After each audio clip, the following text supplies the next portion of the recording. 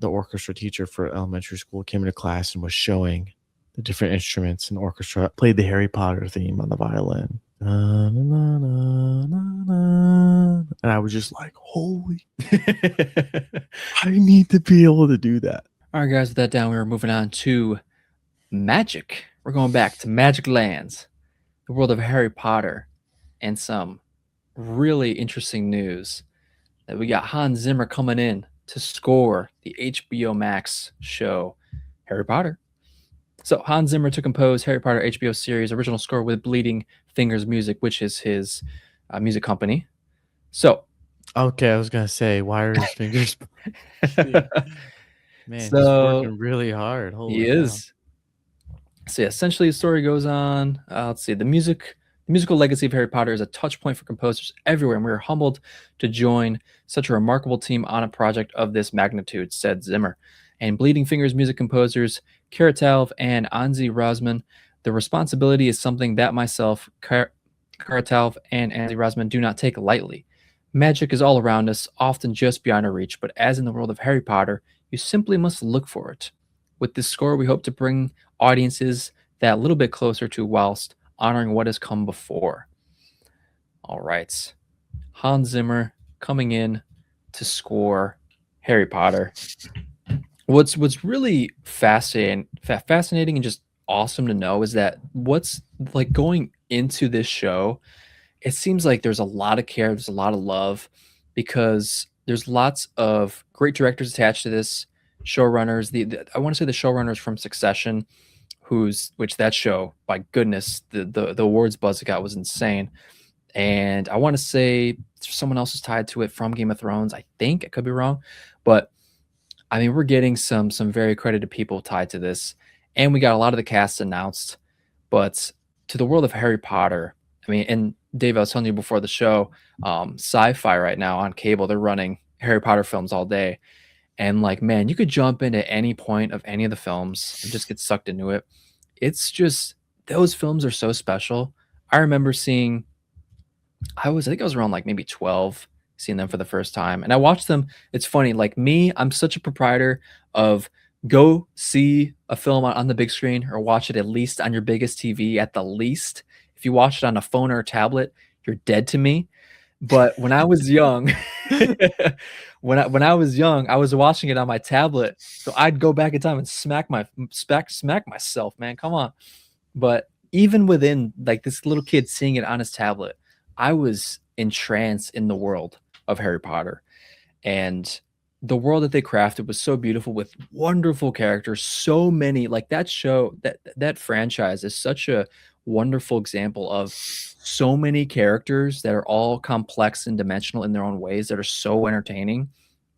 And with the show, that you could, I mean, clearly they're going to go into the books more that they couldn't have done in the films, and they're going to go into more detail within characters and narratives. Man, I cannot wait. David, what's your thoughts on this recent news, and what's your thoughts on Harry Potter? So, really quickly, I want to touch on watching on a small screen. I remember. Do you remember the iPod Nano? Yeah, of course. Dude, so do you remember the? Do you remember the? Dude, that screen is like this. Like, yes. So I somehow convinced my parents to buy an episode of Mythbusters on iTunes, and I watched it on my iPod Nano. I mean, the screen is smaller than my webcam. And I'm just sitting like in bed, like I watched the whole thing, and I'm like, man, this was not that enjoyable. Oh my god, it's so good. So I just had to quickly throw that in there because I remember that experience so vividly. That's so good. But as far as Harry Potter and Max, so are they gonna make like all 7? So here's the plan. Seasons? They plan to do a season a year. So shooting every year.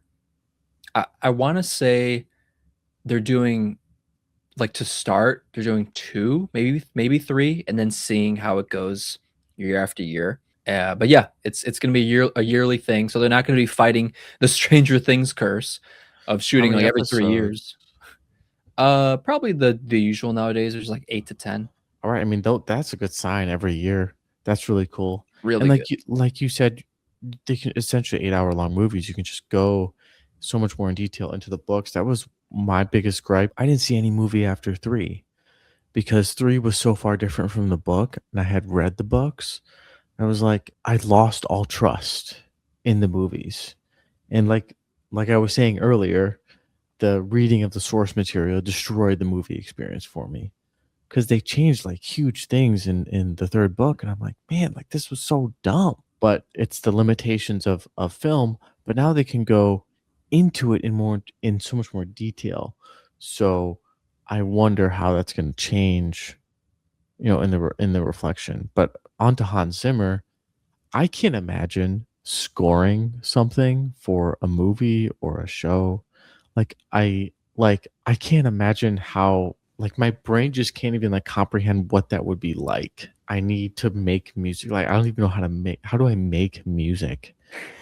It just like my mind could not comprehend it. Like we were talking about earlier, where if something has too big of a budget, it can cause the production to not be as creative and kind of throw money at something.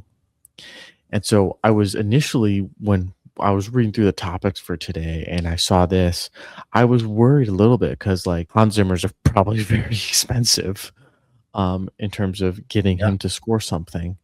But there's a reason why. It's because he's really good, Yeah. Yeah, right? and I think that's a great point because this show, these creators, executives are throwing money at people because they want this to be good.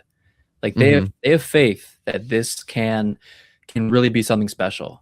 Yeah, and getting somebody like him is really powerful because he's gonna take the time and have the respect for it that it needs. I remember in like fourth or fifth grade when Mr. Bauer, the orchestra teacher for elementary school, came into class and was showing the different instruments and orchestra, played the Harry Potter theme on the violin. Na, na, na, na, na, na. And I was just like, holy, I need to be able to do that. Yeah. And I signed up to learn how to play the viola because that's what he played on. He played on the viola, and I was like, I'm gonna learn how to play the Harry Potter theme because it sounded like just like I was Like just hooked, and I didn't end up figuring out how, and I quit doing it. It was too much work for me, but I have that vivid memory of that theme of Harry Potter. Yeah. It's such like a good theme, and it's John so Williams, yeah. powerful, and it's really good. So with something as game changing of as that theme, you have to get someone as game changing as Hans Zimmer to really give it the respect that it deserves. And I don't think this is a throwing money at it moment. You need him, like you need a winner. Yeah. Um, but I think Hans Zimmer has worked on a project where someone threw money at him. I don't know if you know this, but I believe he composed something for the Los Angeles Clippers. Okay. No, I'm not aware. I'm not 100%. Someone fact check me on that. But the LA Clippers owner is like an old Microsoft CEO, like not CEO, but executive who has like a astronomically stupid amount of Yeah. money, Yeah, he's and yeah. he spent an astronomically stupid amount of money on Hans Zimmer to compose like an intro song or whatever during the games. Yeah. And I remember listening to him like, okay, well, this doesn't seem that good, honestly. It could just be that it's like a basketball intro, and that's something that maybe he's not that familiar with, Yeah. or he doesn't really like to do because he was probably overpaid because someone, again, like Hans Zimmer is going to give it the respect and the time that it needs. And I'm excited to see what he comes up with, especially because it's hard to top what Harry Potter already has in Dude, terms of yeah. music. Yeah. It's like really hard to top. Yeah, it's really hard. Yeah, and it's like they definitely don't need to top it. I mean, No. like Zimmer said, like he said, we will make the like we're gonna do our own thing, but we will make the ties to the original as it was so profound and it's gonna have inspiration of that as well. And I think kind of coming back to like when I think of an example like that done very well was recently with Superman, with tying back to the original John Williams score, going back to John Williams again and I want to say, was it John Murphy? I think so, who is the new composer for James Gunn's Superman, but taking that score of Williams and using it in a different way, but still has that essence of what it was. So Mhm. I think Zimmer can definitely do that. This is our first. This is like the first shot of the three kids who's going to play Harry, Ron, and Hermione. I mean, they look the part. Um, what's really cool is that the girl who plays Hermione, so supposedly she's a pretty stacked actress for how young she is because she's done plays at the West End, which is like the UK's version of like Broadway. Mhm.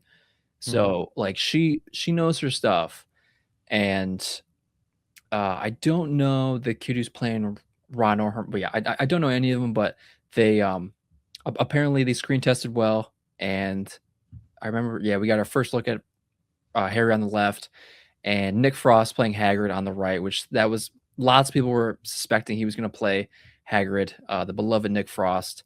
He looks the part. Yeah, we got some more casting with the Weasley family.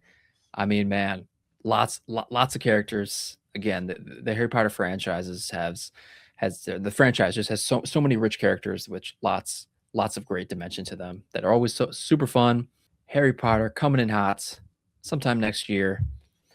Let us know your thoughts if you're excited for Hans Zimmer coming in to score this series. Should be exciting. Let us know your thoughts.